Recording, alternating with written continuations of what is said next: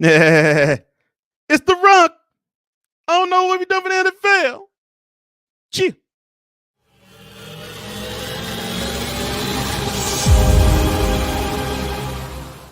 I'm Cole Johnson of Cole Sports, and this is On the Daily as we do fresh takes, as the show suggests on the daily. It's presented by Cole Sports, and it is Friday, and I get down in a way that I want to put forth thoughts in a concise manner.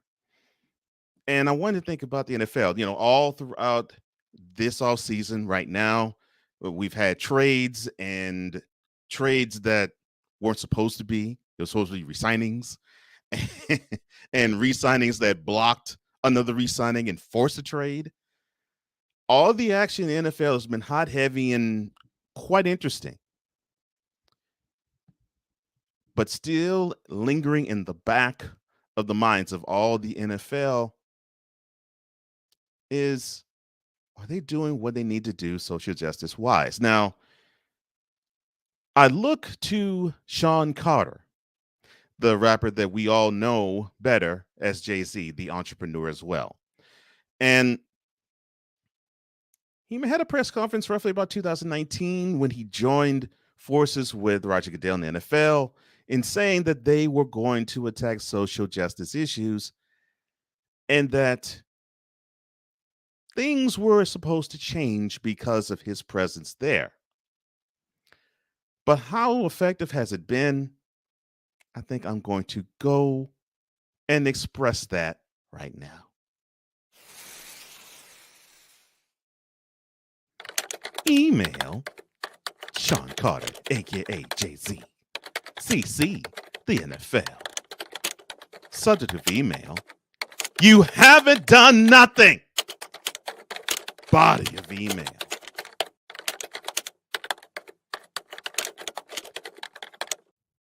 now, I start with that classic Stevie Wonder song that went number one pop in 1974. The title of the song is You Haven't Done Nothing. And the beginning of that song fits well here. And the song goes, quote, we are amazed but not amused by all the things you say that you do, though much concerned but not involved with decisions that are made by you. Close quote. And the song goes onward and saying, and I am sick and tired of hearing your song telling us how you're going to change right from wrong. Because if you really want to hear our views, you haven't done nothing. And it really fits this here. Sean Carter, JayZ, the man has been an entrepreneur par excellence, probably the greatest entrepreneur that came as an artist in hip hop history. Now, I know there's others who probably made more money in hip hop than him, or from it than him, but his story has been the best one to tell from the standpoint of he came from the Marcy projects in Brooklyn, and back when he was supposed to retire almost 20 years ago, he said in the song Encore that he was going from Marcy to Madison Square, as in Madison Square Garden. And of course, you all know Madison Square Garden is supposed to be the mecca of where everything is supposed to happen in terms of entertainment and sports, and sometimes even politics, but mostly entertainment and sports. They say that if you want to wow the crowd, you want to make an impression, you want to put a mark on the entertainment and the sports realm, that you have to rock it hard at MSG. JayZ conquered that road and he conquered that avenue. But in the itch to want to expand his brand and do something different, and I think in this time of season where now he's not searching for things, he's looking to give back to things, he decided to throw his hat in the ring to be an NFL contributor. Now, I don't fault him for that. In fact, I applaud him for that. So understand, this is not going to be a you don't belong session. This is going to be, I applaud the move. However, there's some things that are not quite right here. And I go back to when he first came upon the scene, which was the late summer of 2019, when in the press conference in the NFL office's boardroom, he himself said, quote, "We are past the kneeling. I understand what Colin was trying to do, and it is admirable. And you need to have that, and it has its place, but we're past the kneeling. And I'm about actionable items. We can bring attention to a subject, but then we have to do something about it. I'm about action. What are the actionable items?" Close quote. Now, have you produced an actionable item that we can say, hmm, I think this is kind of cool, and I could see the influence that Mr. JayZ has made? And here's why you get the buzzer, sir. The only change, and I put that in quotes, that I can say, or any of us could say that you've made, would be that you are in charge of the halftime entertainment of the Super Bowl. And so, of course, 2 years ago, we had a Latin flair since the game was in Miami with Shakira and Jennifer Lopez.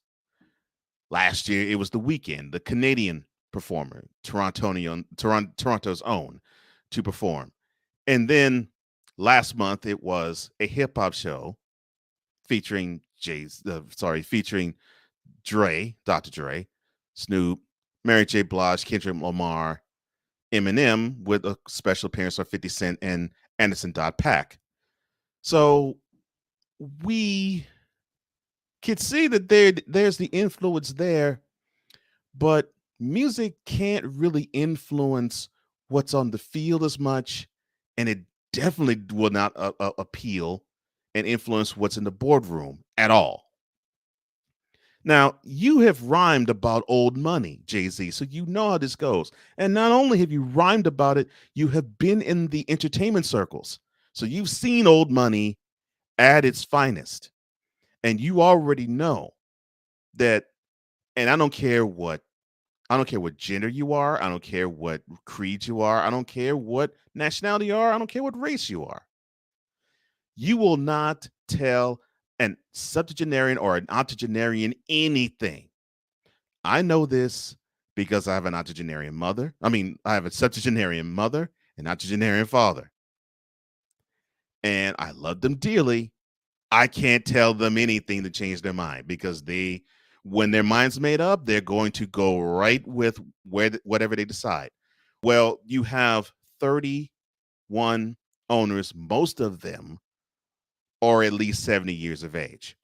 And you only have two that are non-Caucasians, which would be the Jaguars and the Bills. Besides those two teams, all the representation, because I can't really say ownership because the Packers aren't owned by one person, but the representation is Caucasian there. The representation of the other 30 teams is Caucasian. And it's been that way in 2019. We fast forward 2.5 years later, it's the same now. Oh, and then there's the coaching aspect. Oh, we already know with the players, it's 70% African American or black. We already know that. The coaching. There was three when Jay was on board, and that was about the summer 2019. And last month it was one. Now we could talk about the Rooney Rule all day long, and I will definitely talk about that at length. But it was instituted in 2003, and there was three head coaches that were non-Caucasian. We regressed in 20 years. Yet your presence, JayZ, is supposed to address and to head off at the pass and to correct that course of action. Because, sir, And I'm surprised that you either have not said anything about it or you really do not care about it. The NFL's ownership group is a good old boys network. Of course. It has been, it is, and it will always will be until you have new blood. And I'm not talking about when the current owners die and you have their sons or daughters replace them, because I can name you two franchises where that's the case. The Titans, with Bud Adams dying and his daughter coming in, and with the Texans with Bob McNair dying and his son coming in, and they went with wherever their fathers cut the path. They didn't change course. And it wasn't because they were younger that they changed course. Their thought process was the same as their fathers. So I'm not talking about that new blood. Now, we might have those type of situations like with the Pat Bowlen family, where when he died, he didn't leave it to any of his children. So now the Broncos are up for sale. So, I mean, you could have that issue. But then it might be the similar aspect of like when the Panthers were up for sale recently, and it went to the hands of David Tepper, who, I mean, he's in his mid 60s, and he thinks similarly to how most of these owners think. Although he did come from the Steelers line, change really wasn't evident there. See, those are the things you're supposed to fix. And then there is the lawsuit that was filed last month by former Dolphins head coach Brian Flores. And speaking of the Broncos, one of the teams in which he's filing the suit against, alleging hiring malpractice, I think that's the best way I could put it, hiring, interviewing malpractice, is the Broncos. Broncos is one, Dolphins is another, to the point where when he said that he was the head coach there, the owner, Stephen Ross, financially benefit or gave a financial incentive in that if he lost any game, he would be $100,000 richer. Those are alleged, but that should not come to pass. That is the problem that I see.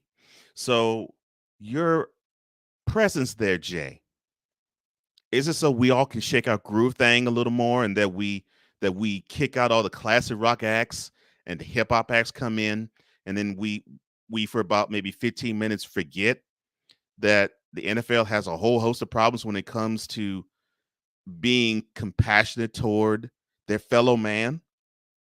So that's what it's supposed to be?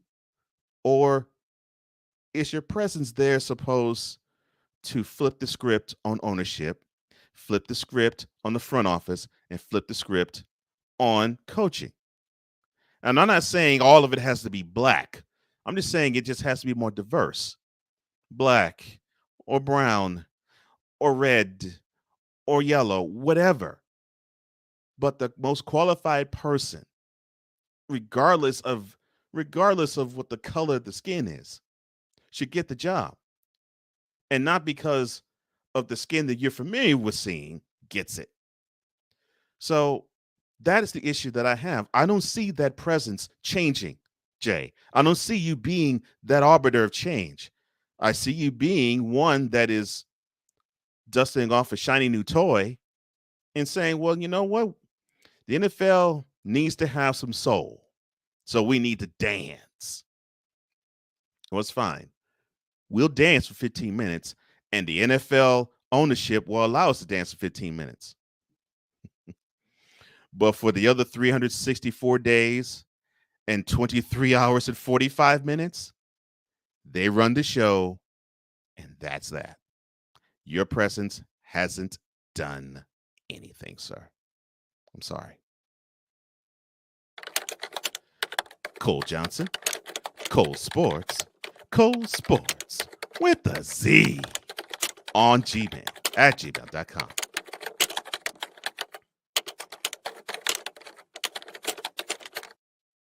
That's how I feel. What do you have to say about the matter? Like this video and share it all throughout your social media. Comment below because I want to hear what you have to say. Don't forget, hit that subscribe button and hit the notification bell to get any and all content that emanates from here, whether it is and another thing, a 2-minute warning, as you can see on the daily, or the mothership, the Cold Sports broadcast itself. Well, that's all the time I have. Thank you so much for joining me. And join me Monday as I have something on the list. It might be something in the NFL, might be something in the MLB, might be something for the NBA or any other place. You have to tune in and find out. And tune in this weekend. And another thing will be at you tomorrow and Sunday. For all of us here at Cold Sports, I'm Cole Johnson, and this has been yet another installment of Cold Sports on the visual and on the daily. Have a good weekend. I will see you during the weekend, but on the daily returns Monday.